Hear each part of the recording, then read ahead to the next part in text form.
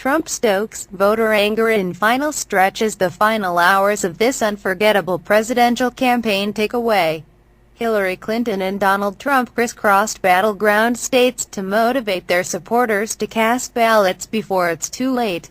Clinton, who has the benefit of a built-in electoral advantage and an army of popular surrogates and stars at her side in the election's final days, is attempting to close out her campaign with an optimistic message and to block Trump's path by locking up two blue states, Michigan, where her opponent has narrowed the gap, and Pennsylvania, a state where polls show her significantly ahead but where there is no early voting.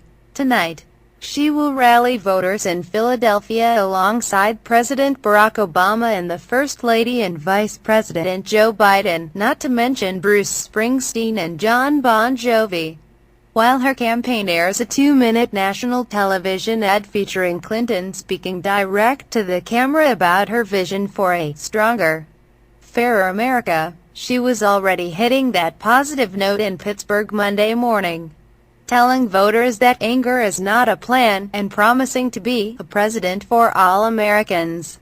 At her second event, an afternoon rally in the conservative suburb of Allendale, Michigan, Clinton appealed directly to soft Republican swing voters, emphasizing her early days working in support of Gerald Ford, praising courageous Republicans who have disavowed Trump and urging voters to consider what's at stake in picking the country's next president.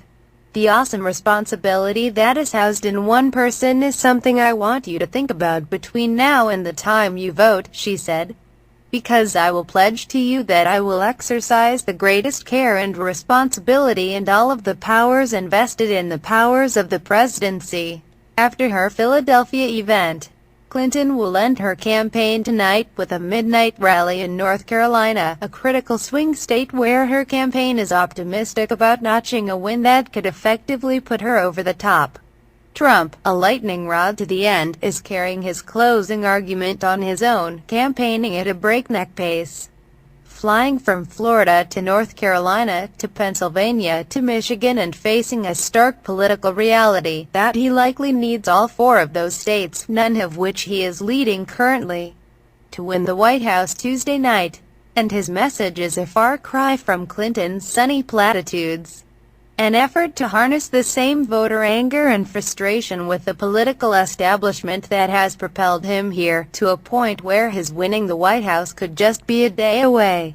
Despite Sunday's news that there would be no change to the FBI's recommendation not to charge Clinton for criminal wrongdoing related to the investigation into her private email server, Trump isn't backing away from the charge he's trumpeted for more than a week, now asking voters to deliver justice at the ballot box. He continued to assert that Clinton is guilty at the county fairgrounds in Sarasota, Florida, Monday morning as two elephants roamed nearby. Trump continued to express disbelief at the FBI's decision. "Nobody in this room can believe what's going on with the FBI and with the Department of Justice," he said. Even as his top advisors have mostly succeeded in recent days at keeping Trump on message, the candidate's off-key ad-libs and freewheeling style continued to distract from the more focused, scripted closing argument aides have prepared and loaded into the teleprompter, one that lashes the failed political establishment. Not only did Trump get distracted by a rubber mask of his own visage in the crowd, before long, he was holding the mask up next to his own face on the stage, an image that was immediately circulating over Twitter and the cable TV airwaves. He continued to attack Jay-Z and Beyoncé at the same time that he is supposedly courting African-American voters, referring to their performance alongside Clinton at a concert in Cleveland over the weekend. Trump seemed unsure how to characterize it. "Was it talking or singing?" Trump said. "I don't know, but the language was so bad." Trump, whose own colorful language has been a staple of his campaign, also expressed his belief that he is overperforming with black voters. "African Americans aren't turning out, and when they do, a lot of them are voting for Trump," he said, offering no evidence. "When they do turn out, I'm getting so many more than anticipated." Obama, whose appearance in Florida last week appeared to pay dividends with an almost immediate spike in African-American voter turnout, was dispatched Monday morning to Michigan, where Trump has closed the gap in the last week, at least enough to scare Clinton's campaign. Speaking in Ann Arbor, Obama savaged Trump in a way Clinton is no longer doing herself. She didn't even mention her opponent by name at her first rally of the day in Pittsburgh, localizing his pitch for Clinton. Obama reminded voters of how his administration's tough decisions early on helped to revitalize the state's auto industry, even citing Trump's own Romney-esque statement to let it go bankrupt. Donald Trump didn't stop there, Obama continued. He actually suggested shipping Michigan's auto jobs to other states that don't have unions so they could pay their workers less. Obama, claiming he's earned some credibility here based on his administration's support of the auto industry, argued that Trump is not somebody who cares about working people. This is not somebody who's a champion for working families. Don't fall for the okey-doke, Obama told voters. Don't be bamboozled. Deploying Clinton and Obama to Michigan on the final day of campaigning is a sure sign that Democrats are newly nervous about a state they long thought to be in the bag. And Trump himself will end his day there with a midnight rally in Grand Rapids that will be his final rally of this long campaign.